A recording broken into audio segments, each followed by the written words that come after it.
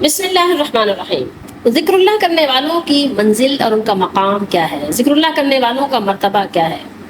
آئیے پہلے ایک حدیث شریف پڑھتے ہیں، پھر اس کے بعد بات کریں گے انشاءاللہ کہ ذکر اللہ کرنے والوں کی منزل کیا ہے۔ یہ حدیث ترمذی شریف کی ہے اور اس کا نمبر ہے 3377۔ ٹھیک ہے، تو اللہ کے رسول صلی اللہ علیہ وآلہ وسلم نے ارشاد فرمایا، الا انبئکم بخیر اعمالکم وازکاها عند ملیککم وارفعها فی درجاتکم وخیر لکم من انفاق الذهب والورق وخیر لکم من ان تلقوا عدوکم فتضربوا اعناقهم ويضربوا اعناقکم قالوا بلا قال ذکر اللہ تعالی۔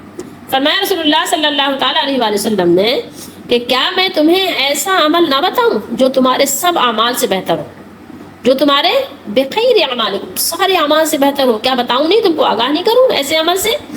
اور تمہارے شہنشاہ، تمہارے بادشاہ عند ملیککم، اس کے نزدیک، اس کے دربار میں سب سے زیادہ پاکیزہ، اور تمہارے درجات میں سب سے زیادہ بلند ہو، اور تمہارے لیے سونا اور چاندی، تمہارے لیے سونا اور چاندی خرچ کرنے سے، صدقہ کرنے سے زیادہ بہتر، اور تمہارے لیے اس سے بھی زیادہ بہتر ہے کہ تمہارا مقابلہ تمہارے دشمن کے ساتھ ہو اور تم ان کی گردنیں اڑاؤ اور وہ تمہاری گردنیں اڑائیں۔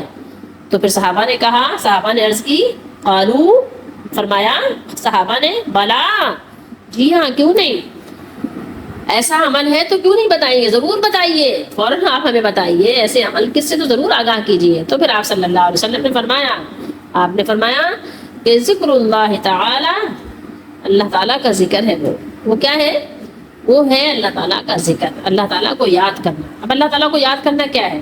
تسبیح پر صرف سبحان اللہ پڑھنا، وہ تو ہے، اس میں کوئی شک کی بات نہیں ہے، لیکن اللہ کو یاد کرنا کیا ہے؟ یہ کس کو کہتے ہیں اللہ کو یاد کرنا؟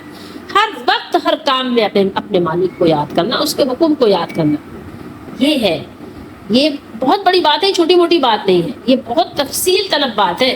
کہنے کو ایک چھوٹی سی حدیث ہے لیکن یہ بہت تفصیل طلب ہے۔ اب اگر اس سے ہم نتیجہ یہ نکالیں کہ ہم صرف ذکر اللہ کو یہ سمجھیں کہ تسبیح پڑھیں، نماز پڑھیں، سبحان اللہ کا ورد کریں، تو صرف اتنی ہی بات نہیں ہے، یا اللہ اللہ کرتے رہیں، اللہ کے ضربے لگاتے رہیں، صرف اتنی بات نہیں ہے، بہت آپ یہ کہیں کہ ساری چیزوں کو اس نے گھیر رکھا ہے۔ ٹھیک ہے، یہ ایسا سرکل ہے کہ اس میں ساری چیزیں آ جاتی ہیں، اللہ تعالیٰ کے احکام کی ساری چیزیں اس میں داخل ہیں۔ تو یہ بات کوئی مبالغہ نہیں، نہ ہی یہ غلط ہے، یہ بالکل صحیح اور درست بات ہے کہ اس میں سب کچھ سما جاتا ہے۔ ذکر کرنا کیسے ہے، ذکر کرنا کب ہے، اور اس کا طریقہ کار کیا ہے، تو یہ سارا کچھ اس کے اندر اللہ تعالیٰ نے اپنے نبی علیہ السلام کے ذریعے سے اور پھر اپنے کلام پاک میں اللہ نے سب کچھ بیان کیا ہے۔ پھر انشاءاللہ ہم اس کو اگلی نشست میں بتائیں گے۔